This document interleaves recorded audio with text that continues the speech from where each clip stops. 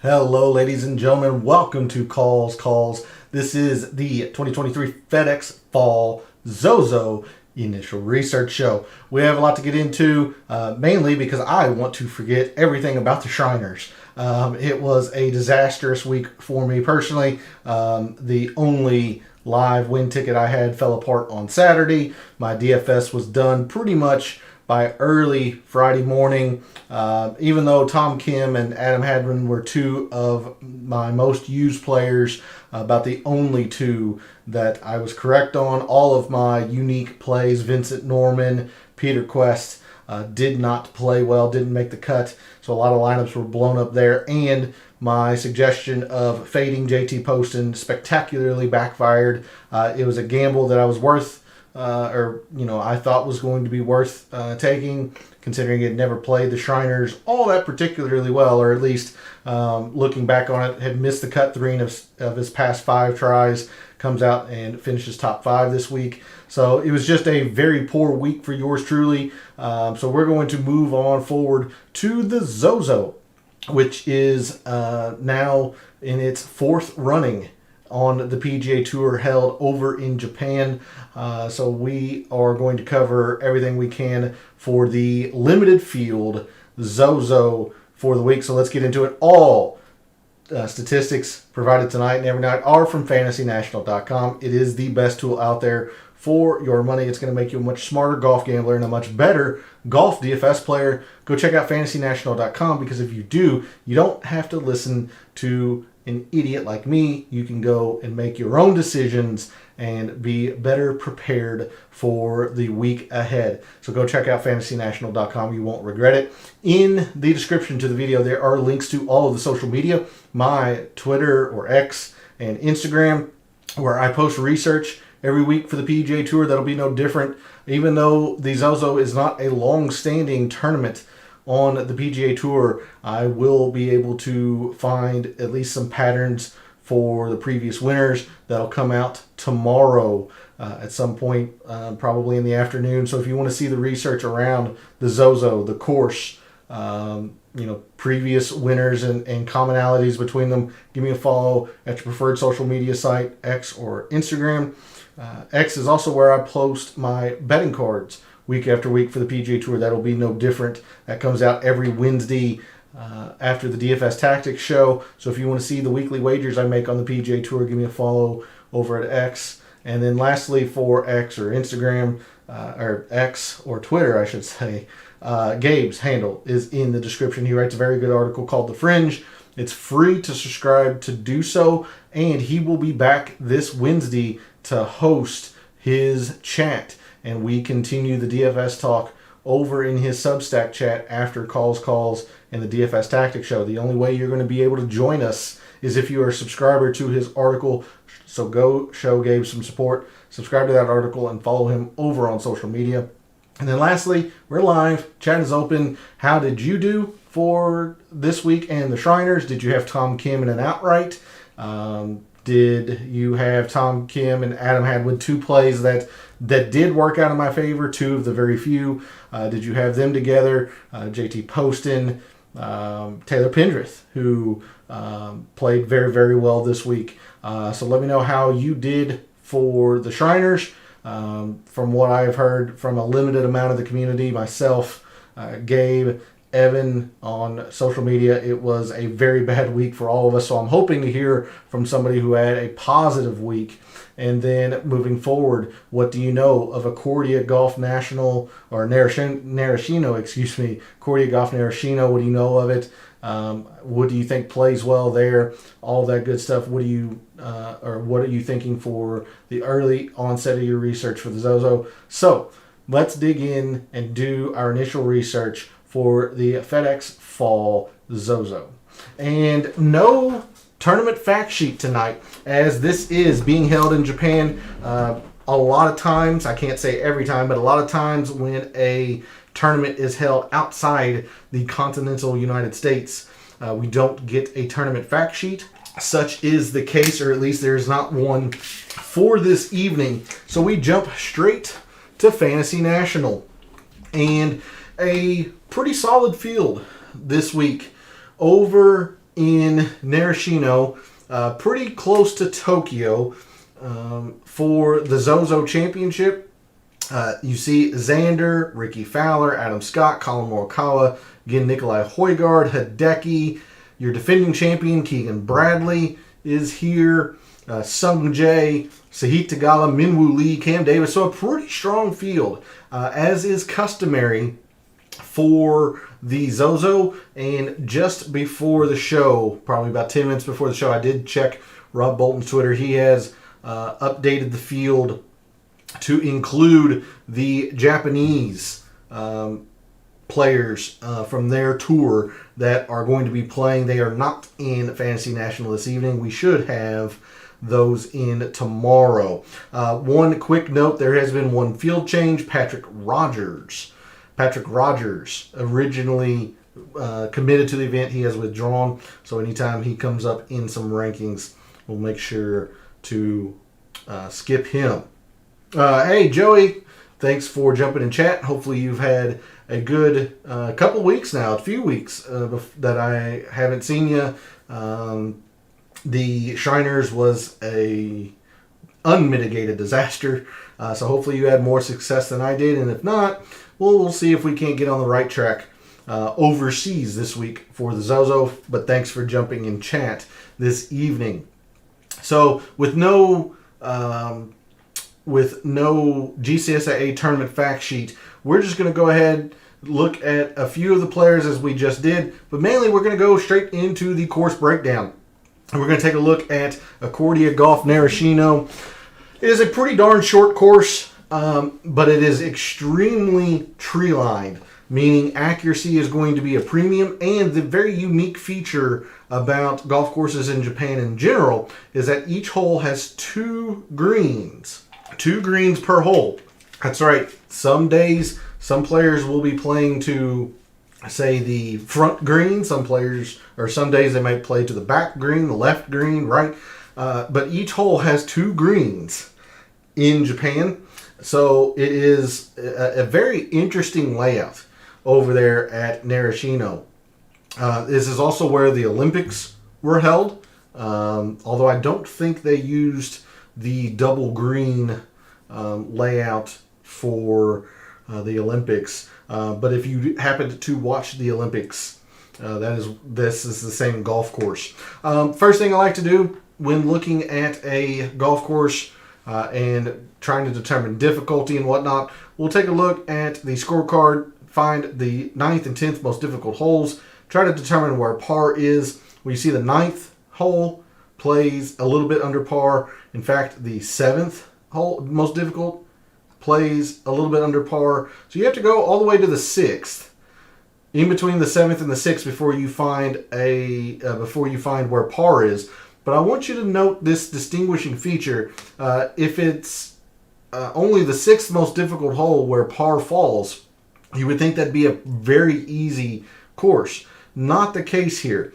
The 6th most difficult hole plays to 0.15 of a shot over par, whereas the 7th plays to 1/100th under par.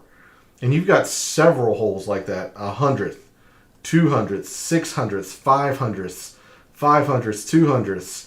I mean, shoot, even the 5th most easiest hole, the 14th most difficult, if you will, only plays to 900ths under par. Not a whole lot of birdies in the middle portion of the difficulty in this course. Now, yes, there are a few holes that are quite gettable. The short par 4, 800ths. The 2 par 5s, 2 of the 3 par 5s. You have a 1/3 of a shot under par, and you have a half a shot under par. So 2 very easy holes there, no doubt about that. However, the most difficult hole, very long, par 4 4th, plays to 3/10 of a shot over par. 2/10, 2/10, 1500ths. Lots of bogeys here at Narashino. Lots of bogeys available. A lot of that due to the fact that these tree-lined fairways are pretty darn narrow. And if you are wayward by the smallest amount, you can be blocked out from the green. So there is a pretty big emphasis on accuracy here. Pretty short course as well. If we skip ahead to the historic conditions, you see for the past 2 years, it's been less than 7,200 or labeled less than 7,200 yards. The original installment of the Zozo, when Tiger Woods won, less than 7,200. It is a short course. Do note that 2021, due to it says 2021, this is the 2021 season, but this was the fall of 2020, and 2020 being the ridiculous year that it was, the Zozo was played over in the States at Sherwood, but in 2023, 2022, and 2020's season, it was at Accordia Golf Narashino. So we have 3 years of data to look at for the Zozo. But every single round here at Narashino has been less than 7,200. It is a short course, so we're going to be looking at some short course metrics this week, but it is not easy by any means. Plays more so into the average category.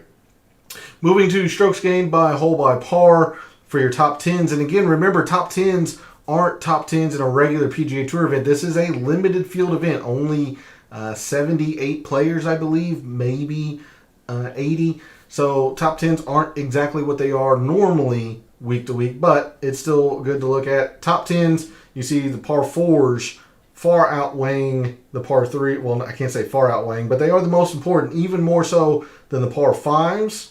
For your top 5s, the par 5s do overtake the par 4s slightly, but the par 3s really jump up. I want you to see that the par 3s really start to catch up in terms of strokes gained. And then for our winners, the most important are the par 3s. There are 5 of them here. This is a par 70. This is a par 70, 5 par 3s, 3 par 5s.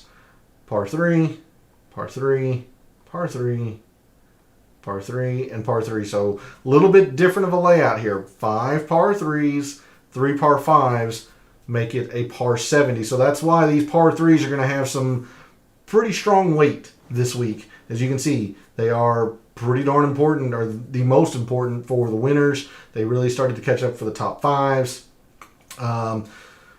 So yeah, there's a look at the strokes gained by hole by par. You'll notice that we don't have any strokes gained by shot type. This is indicative of a lot of tournaments that are held overseas, or at least in the outside the continental U.S. We don't have shot link over there, so there's no strokes gained approach or putting or anything to that effect. So a little bit of a limited set of data that we have to work on, but enough to still gain an advantage over others in the DFS community. So there's your average strokes gained by hole by par. Of course, we don't have the proximity charts either. Something that I will try to do tomorrow. It's been a pretty darn busy weekend for me, moving furniture and all that stuff around. Hooray. But I'll try to have that for you all tomorrow. We move to hole composition again. 5 par 3s. So 1 very short par 3, 1 short par 3, 2 medium length, and 1 extremely long par 3, making 5 par 3s. Our par 4s, no drivable par 4s, but we do have 2 short ones from 350 to 4. 3, 400, 450. Majority of the par 4s do fall in the 450 to 500 range. And there is the 1 extremely tough 505 yard par 4, the 4th. So there is a look at your different lengths of par 4s, and then the par 3s, or excuse me, the par 5s, 2 from 550 to 6, 1 over 600 yards. Scoring distribution, there are plenty of birdies here. Again, the par 3s or the par 5s are gettable. I'll keep saying the par 3s. Par 5s are gettable, extremely gettable. In fact, a really good eagle rate on the par 5 18th, but over a 50% birdie rate. You got a 40% birdie rate on the other very easy par 5 on the front. The third par 5, the long par 5, actually plays most like a 3-shot par 5, you can see only 1/10 of an eagle rate. It's a decent birdie opportunity, but not really an eagle opportunity, as it is a true 3-shot par 5. So very, very, very few eagles outside of the 18th. Decent amount of birdies. Again, the easy par 5s. The short par 4, or one of the short par 4s at 395, 20% birdie rate. In fact, the par 4 second, 363 yards, yields a birdie at 20%. So you do have a few birdies around here, but you can see that there are plenty of bogeys and there are lots of doubles. Lots and lots of doubles here at Narashino. So it can be very, very difficult if you are not playing well. Driving accuracy. Despite the fact that players know how difficult the rough is, how difficult or playing from the rough and the tree line fairways are, just speaking to the narrowness of these fairways, driving accuracy is less than the tour average by a good amount. Almost 55% here, whereas it's almost 62% at the average tour event. So even though players know there's an emphasis on accuracy, it is still not easy to hit these fairways. Greens, about the same in terms of green and regulation percentage.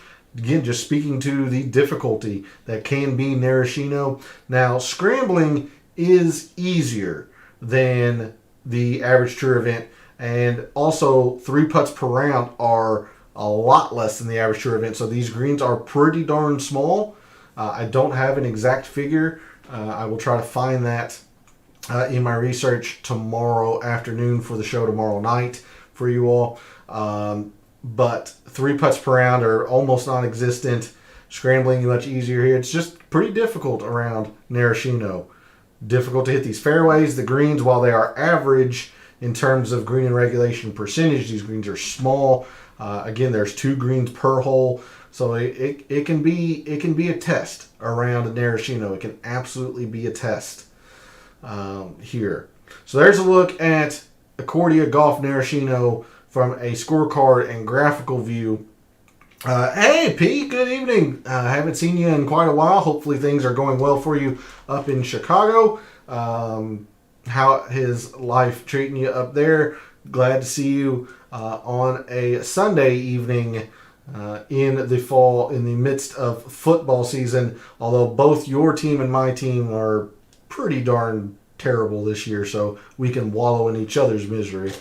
But good to see you. Thanks for jumping in chat. We'll go to the historic conditions here very, very quickly. Last year with Keegan, things are going great. Myself, I've been pretty busy this weekend, moving some furniture around. I'm going to start a workout routine tomorrow. Actually turned one of my rooms into kind of a home gym, if you will. But as far as the DFS and the wagering, I've been kicked in the balls quite often, repeatedly, and very hard. The Shriners was a disaster. The Sanderson Farms, the DFS was poor, but I had a win ticket on Ben Griffin. That looked great until, he decides to go +4 or whatever on Sunday. So things have been better in that regard. But still enjoying it. And you all keep coming back. So I'm entertaining, if nothing else. But glad to hear things are going well in your world. Looking at these historic conditions here for the Zozo, a couple of rounds that were easy last year, but you see in 2022, or at least calendar year 2021, the 2022 season, 3 rounds that were difficult, very difficult. A couple of rounds that were average. So my thought process of approaching the Zozo is that it's an average style difficulty course. If things are pretty soft, then it can get fairly easy, as you see here. I don't know anything about the forecast or what the rain's done there or lack thereof or anything like that. We'll take a look at the forecast as we usually do, first glance tomorrow.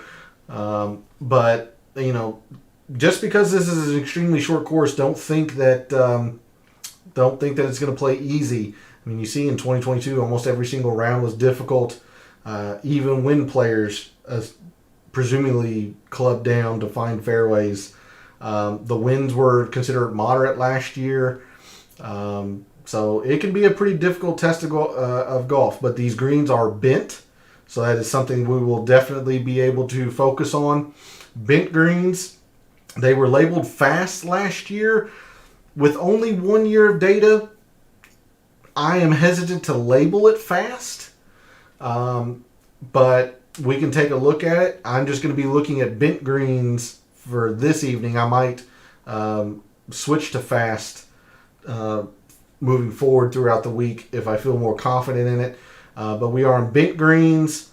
These fairways are generally pretty difficult to hit. And this rough is long. It's very difficult to play out of. Punitive is the word you're going to hear thrown around. It's a very short course. So we have a couple of metrics here, or a couple of filters, I should say, that we can take a very quick look at. Let's start off. We know that Narashino is a short course. So on short courses this calendar year, our top performers have been Eric Cole, Xander, Ben On, Adam Scott, Sungjae, Ricky Fowler, Hayden Buckley, Emiliano Grillo, Taylor Montgomery, and Dylan Wu. The Zozo is also a no-cut event, and while there aren't a whole lot of no-cut events, in fact, you see there hasn't been a no-cut event, at least that we collect data on in Fantasy National. Now, the BMW and the FedEx St. Jude should be in here. It has not been labeled a no-cut yet. So with that said, to get some data in this subset, I'm going to have to back out the time frame quite a bit. So understand that this is some fairly old data.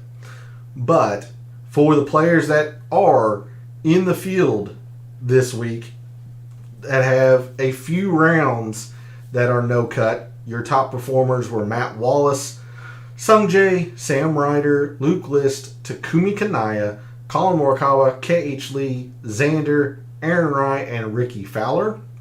Again, like 4 rounds. So this is really just one tournament. And it's not even populating for Sam Ryder. I believe it was the Zozo, Matt Wallace. Now, some of these players do have quite a few rounds. Sungjae, the CJ Cup. I'm sure the WGC Mexico is a part of this. Morikawa. Yeah, see, it's not even populating for any of these players. So you've got a few rounds here, but I don't like using that filter because this data is now a little historical, and not everything has been given the right label in Fantasy National yet. But we've seen short courses. If we had a great idea that the course was going to be easy or difficult, we could look there. But let's just take a look at a couple of metrics at a high-level view. We'll obviously look at some putting. And then we're going to go to Fantasy National. It will be a little bit of a shorter show since there's no GCSA tournament fact sheet. And I don't have the estimated proximities for you all. Again, pretty busy weekend. And did not get that completed for you all. I'll have that tomorrow. But if we want to take a look at a few things, let's just go ahead. Because there's so little data that we're going to cover tonight, let's just go look at the all 4 strokes gained categories. And I will bring in this time frame back to this calendar year. So in 2023, the last 36 rounds, our top strokes gained off the tee players. Make sure there are no filters, just straight up off the tee. Top players have been Ben On, Garrick Higgo, Cameron Champ, MJ Duffy, Kevin Yu, Vincent Norman, Doug Gim, Siwoo Kim, Akshay Bhatia, and Keith Mitchell. Top strokes gained approach players: Xander, Hideki, Mark Hubbard, Morikawa, Adam Schenk, Sam Ryder, Eric Cole, Ches Reavie, Aaron Rai, and Doug Gim. So Doug Gim is the only player that is top 10 in both ball striking categories. 7th off the tee, 10th in approach. Didn't do him a damn bit of good this past week since I was all over him. Used him a lot in my DFS. It turned out to bite me. Best around the green players in the field this week, the last 36 rounds. Aaron Baddeley, Ricky, Alex Noren, who played very, very well at the Shriners, Mackenzie Hughes, Harry Hall, Taylor Montgomery, Peter Malnati, Cam Davis, Davis Thompson, and S.H. Kim. So I'm going to take a quick snapshot of these 10 names here because we're going to check some bent green putting. We were on bent with the Shriners. So familiarity with the surface should be pretty fresh. Our top bent green performers this calendar year. Number 1, Keegan Bradley, your defending champion. Justin Lauer, Eric Cole, Justin Suh, Xander, Dylan Wu, Adam Scott, Aaron Baddeley, Sahith Theegala, and Peter Malnati. So the only name that's ringing a bell from top 10 in around the green and now putting on bent is Aaron Baddeley. I believe that's it in terms of players that matched both short game statistics around the green and putting. But there are your top 10 putters on bent surfaces. If you want to be specific, the only year we have registered green speeds for Narashino was last year. It was labeled fast. I will have to back out the time frame. But if you want to go a step further, and I don't know how confident I would be in this, but your best putters on fast bent greens, having to go back to the beginning of 2022, have been Christian Bezadenhout, Keegan, Justin Lauer, Maverick McNeely, Bo Hostler, Ricky Fowler, Tony Finau, Peter Malnati, Sung Jae, and Adam Svensson. So quite a bit of an overlap, but you have some new names here, including Bezadenhout, who rises to the top in terms of fast bent green putting. Mav McNeely, Tony Finau rises on fast bent greens. So there's a look at your strokes gained leaders across the board among all of the strokes gained going from off the tee all the way to putting. The only other thing we're going to cover tonight at a high level view, we saw in the course breakdown how important par 3s are at Accordia Golf Narashino. There are 5 par 3s here. So our top par 3 performers in the field this week: Eric Cole, Andrew Novak, Ben Griffin, Mark Hubbard, Adam Schenk, Nikolai Højgaard, Carson Young, Lee Hodges, Nick Hardy, and Andrew Putnam. And Joey was here from the beginning, but for your information, P, in case you ever see him, because he has starred Patrick Rogers, he has withdrawn, so I've designated that with that notation. Patrick Rogers has withdrawn. He is the only one that I have seen so far that is withdrawn. Rob Bolton also put up the list of Japanese tour players that qualified for the Zozo through their tour. They are not in Fantasy National. I imagine they will be uploaded tomorrow. But there's a look at the beginnings, or the things that you can focus on to start your research this evening into tomorrow when the odds come out. I would look at par 3 performance, some bent putting, probably some accuracy and approach-based metrics. But what we're going to do now, we'll go ahead and move to the tournament history tab. Don't mind the years. Again, this is the season that they were. So this is actually 2019, 2021, and 2022 for the Narashino and being played at Accordia Golf Narashino. You see, strokes gained total leader has been Xander, 2 top 10s and a top 20. Keegan Bradley, top 15 and your defending champion. Now Hideki finished runner-up to Tiger the inaugural year, then has fallen further in the standings or in the leaderboard since. You have Cam Champ, who has finished top 10 both of his years. He has come to the Zozo.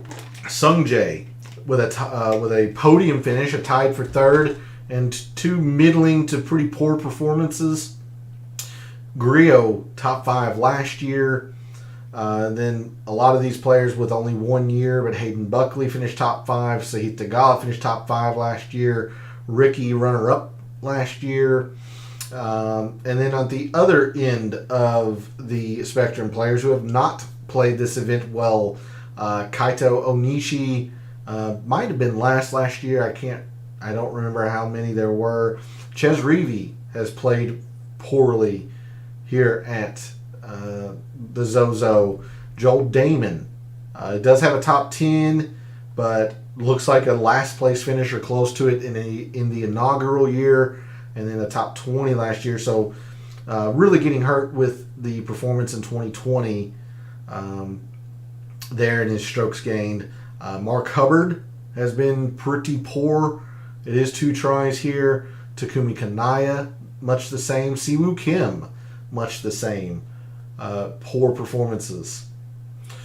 So there's a look at a little bit of a representation of who has played well at Narashino, but we're going to dig in a little bit more than that, as we often do here at Calls. So I'll take you to the early look file. We are not going to be looking at any comparison course metrics. Since this is a limited field event, this is one of those courses that I don't include in the overall data set when comparing other courses. That's why I'm pretty adamant with you, the viewers, when I say full field, consistent courses on the PGA Tour. This is not a full field event, but I do have the statistics for when we go into the data dive tomorrow to see some specifics around Narashino, as far as the par 3s, the par 4s, the par 5s, etc. But I don't have them for comparison since this is not a full field event. But as you can see, since we are over in Japan this week, no strokes gained data here, which means we don't have any driving statistics and we don't have any proximity and putting. So a little bit, again, limited set of data, but what we do have, we can take a look, and I'm not going to filter out anybody since that's a limited field and it hasn't been played all that often, so I'll just keep everybody in here that has played at least one time. Having said that, clearly the player that has played probably consistently the best has been Keegan. 3 times here. I was going to say 3 for 3. He's obviously 3 for 3. This is a no-cut event. Stupid. But 3 events. He's averaged a finish of 7th. Xander's actually your strokes gained total leader, but has a pretty poor performance, or at least a top 20. That's bringing his average finish down. So be aware of that. But if we take a look, and I'll try to highlight the players who have at least played it multiple times, at least 2 of the 3 years. We'll say top 25. Again, knowing that there are about 75 players in here, this is finishing in the top third of the field. And if that's confusing, let me know. I'll try to figure out a different highlighting, or I'll just remove. Actually, you know what? I think I will. I'll just probably remove the players who have only played it once, since I was going to be doing that anyway, it looks like. So remove the players that have only played it once, and then we'll highlight players who have averaged a top 25. Yeah, it's about 11 players. Again, smaller sample size than usual, but that's what you're going to get with a limited field event. You see fairways, as much as accuracy is a premium here, fairways just aren't easy to hit. This is a 0.6, so not fantastic by any means. Now that's getting hurt quite a bit by Adam Schenk here, so if you remove him, that number rises to a 1.1. It almost doubles. So take that what you will. Tom Hoagie, kind of his thing, he has to be accurate because he doesn't have a lot of distance. Keegan hasn't been all that great with the fairways here. and has played well. Xander, he's been okay. Instead, I think it's more in these greens in regulation. You see some of these numbers here, like Hideki, even though he has fallen off a little bit in his past couple, especially last year. His greens extremely high. Keegan, greens in regulation extremely high. Neesmith, kind of his game, but again, extremely high. Whereas Sungjae, who's played okay here, Shank again struggling, same rider. So looking like greens would be the thing. Yeah, this is a 1.5, not even removing Adam Schenk. If you remove Adam Schenk's minus 2.8, it rises to a 1.9. So greens in regulation, probably something that I'm going to be putting a decent amount of weight into this week. These greens are small. In terms of PGA Tour averages, they're exactly average to hit, but for a short course, that's saying something. We move to scoring. The more consistent gains are in the birdies, especially for Keegan here. But you got some pretty big spikes in the bogeys avoided. In fact, nobody that's averaged a top 25. So, of course, Hideki had that T40 or whatever it was last year. But take a look. Nobody who has averaged a top 25 finish and played it multiple years is negative in terms of bogeys avoided. It's generally how I would have thought. A little bit more of a difficult course. You want to try to avoid the bogeys because pars are good scores. Now, the highest number is in the birdies gained from Keegan last year. But I think it's a little bit more telling that not a single player is negative in bogeys avoided who's averaged the top 25. Moving to pars 3s, 4s, and 5s very quickly, you see just a heavy amount of green in these par 3s, especially for the players who have played Narashino exceptionally well. It appears that if there is a range, it would be the 175 to 200, but we'll confirm that tomorrow in the Data Dive show. But several players here positive by a good amount in par 3s, especially Keegan, champion here. Let's see, who won the year before? Now I'm going to have to cheat. Hideki, yeah. So, Keegan, Hideki. There you go. So, lots of good par 3 performances there. Ricky, who's played fairly well here as well. Par 4s. Now, these numbers are slightly bigger than the par 3s, but these are pretty muted. For players that have averaged a top 25, this is a 3.4. Par 3s is a 1.0. Par 5s are a 0.3. So the par 3s are triple the weight, or have contributed triple the strokes gained for players who have averaged a top 25 than the par 5s. Par 5s just aren't a big deal here. Now you have to score on them because they're the two easiest holes. So you have to score on them, absolutely. But the par 3s are a huge factor. And, not surprisingly, since the majority of the par 4s here at Accordia fall into this range, it looks like, just by sheer, eyeball test here, that the 450 to 5 would be the most important range of par 4s. Again, we will confirm this tomorrow in the Data Dive show. 400, 450 is actually carrying a little bit of weight here too. Not a single negative in any of those for these par 4s. And then finally for the par 5s, you got a few negatives from players who have played them pretty well. So, again, they're just not as important at Accordia. If there is a range, it looks like it's the 550 to 6, which makes sense because they're the two easy par 5s, and then the true 3-shot par 5 measuring 606. I'll bring back everybody into the field. But there's a look at the field this week for the Zozo. A little bit of some course data on the Zozo for tomorrow. I will have the estimated proximities per Pro Visualizer. Again, apologies for that. Been pretty busy this weekend. Didn't have a chance to get that done. I'll try to have some more exact course information, what kind of bent greens these are.